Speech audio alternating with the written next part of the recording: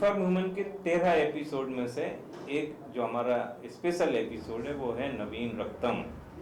नवीन रक्तम का आशय है, युवाओं के लिए हमने ये एपिसोड तैयार किया है। इसमें हम इस तरह के युवाओं को मंच पे ला रहे हैं जो अपनी ऊर्जा और अपनी क्षमताओं के माध्यम से अपनी एक विशेष पहचान समाज में तैयार कर रहे हैं और युवाओं को एक दिशा दे रहे हैं। इसी सिलसिले में आज हमारे इन्फॉर्म वुमेन स्टूडियो में है पंकज वर्मा। आपका बहुत स्वागत है।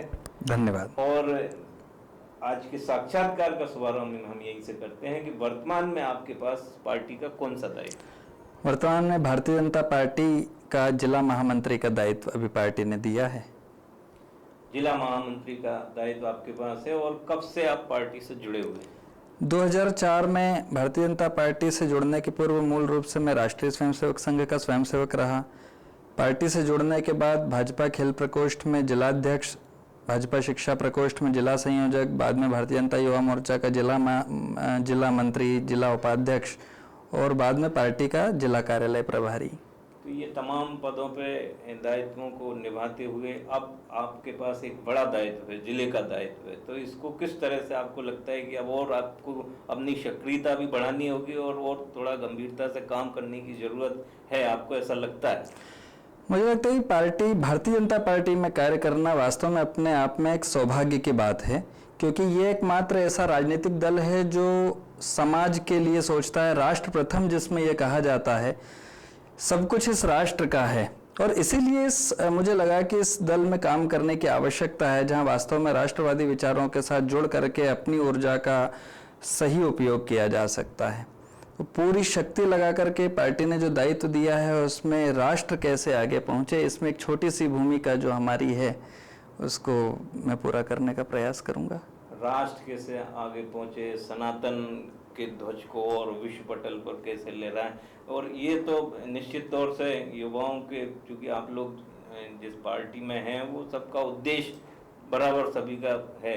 बीच बीच में जो विसंगतियां आती हैं, कहीं धर्मांतरण का मामला आ जाता है, कहीं आदि पुरुष कोई फिल्म बन जाती, ये जो तमाम मामले आते हैं इस पे क्या कहना है आपका? धर्मांतरण इस देश में पहले 1000 वर्षों की गुलामी के काल में इस्लामिक कट्टरवाद ने 800 वर्षों तक, बाद के 200 वर्षों में ईसाई विचार को लेकर के जो इस देश के भोले भाले नागरिकों को धर्मांतरित बड़ी संख्या में किया गया, इसके विरुद्ध निश्चित रूप से घर वापसी का बड़ा अभियान एक चलाया जाना चाहिए।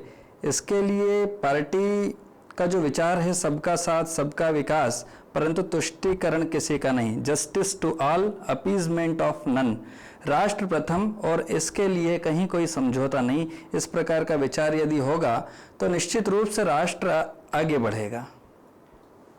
ये एक मामला हुआ। दूसरा, कई बार सनातन को लेके, संस्कृति को लेके तमाम जो बातें उठती हैं, इस विषय पे भी तो आप लोग, मुझे लगता है कि मैकाले की शिक्षा पद्धति से पढ़े हुए जो लोग हैं, जिन्हें सनातन का वास्तविक अर्थ का ज्ञान नहीं है या जिन्होंने शास्त्रों का कभी अध्ययन नहीं किया, वो लोग इस प्रकार के या तो स्वयं भ्रम में हैं या अपने किसी संकुचित स्वार्थ के लिए समाज में इस प्रकार का विष फैलाते हैं, जिस प्रकार का आपने भी नाम लिया कि आदि पुरुष वगैरह, जिसमें सनातन संस्कृति को विकृत रूप में दिखाया जा रहा है।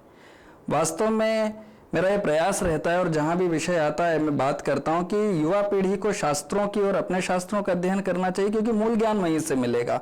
दूसरी बात, जैसे उदाहरण के लिए कोई गांव है तो एक मंदिर, एक श्मशान, एक पनघट, सामाजिक समरसता की बात हो, ये पार्टी का भी विचार है।